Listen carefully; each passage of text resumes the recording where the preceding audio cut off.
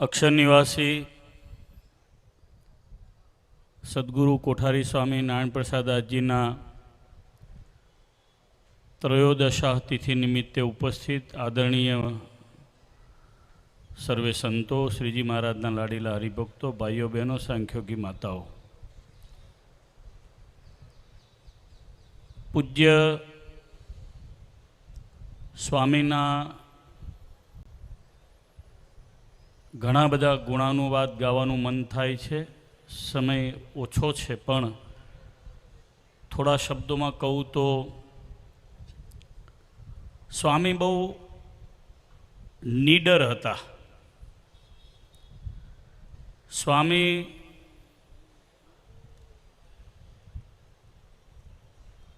ગોપીનાથજી મહારાજના ખરેખરા સાધુ હતા. સ્વામી અખંડ સદગુરુ મૂળ અક્ષર મૂર્તિ ગોપાળાનંદ સ્વામીને યાદ કર્યા કરતા હતા. સ્વામીને મેં મારા જીવનમાં ક્યારેય નબળી વાત કરતા ભાળ્યા નથી, જોયા નથી.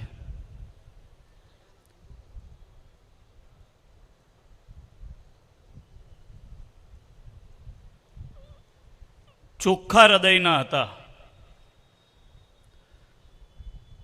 મારા અનુભવે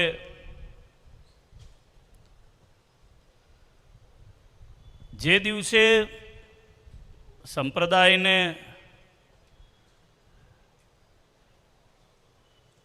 મુખ્ય આચાર્યના પદથી મુશ્કેલીઓ હોય ત્યારે કોણ કહે, તો પોતે બહુ હિંમત રાખી અને અમે બધા તો એ સમયે નાના કે કાર્યક્ષેત્ર નાનું, પરંતુ એમની નીડરતાને મેં બહુ સારી રીતે જોઈ છે, અનુભવી છે.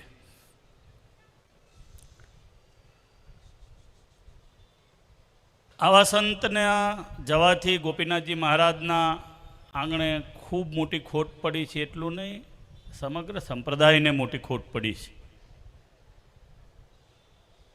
છેલ્લા દિવસોમાં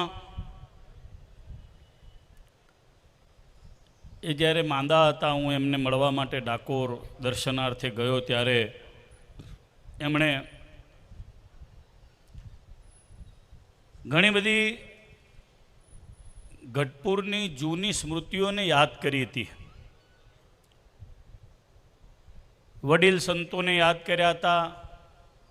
અત્યારે જે વર્તમાન કામ થાય છે એનાથી બહુ સંતોષ વ્યક્ત કર્યો હતો.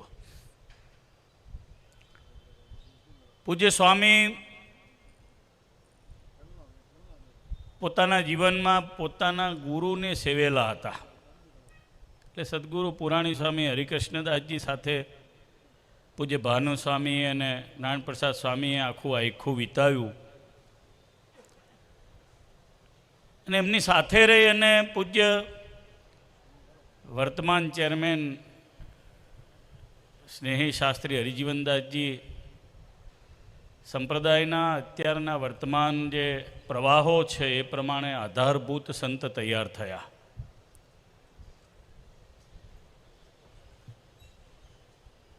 ઘણી બધી બાબતો એવી હોય છે જે બાબતોને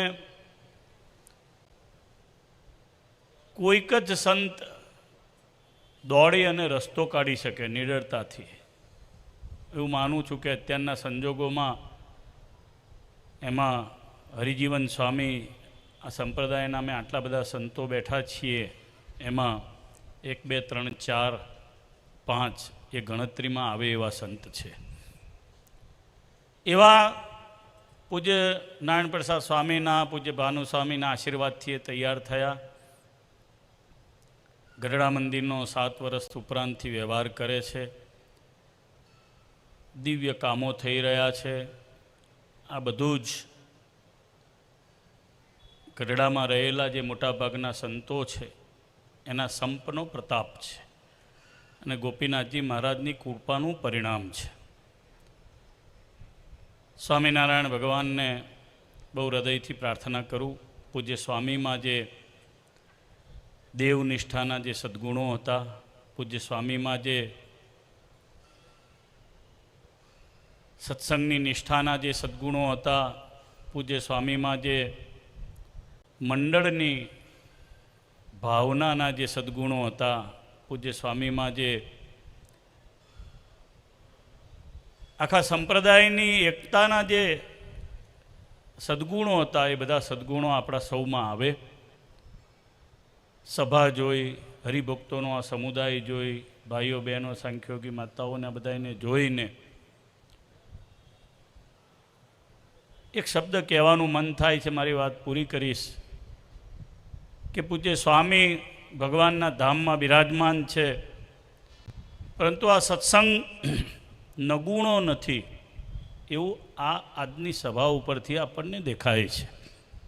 આ સત્સંગ ગુણાહ પૂજ્યંતે જે કહીએ છીએ એ પ્રમાણે પૂજ્ય સ્વામીએ કરેલા કર્તવ્યને પોતાની શ્રદ્ધામાંથી બધા તો બોલી શકવાના નથી, 2, 4, 5, 10, 15, 20 બોલશે, બધાએ બેસીને પણ હૃદયના ભાવો જે વ્યક્ત કરશે બતાવે છે કે આ સત્સંગ ગુણોને પૂજે છે.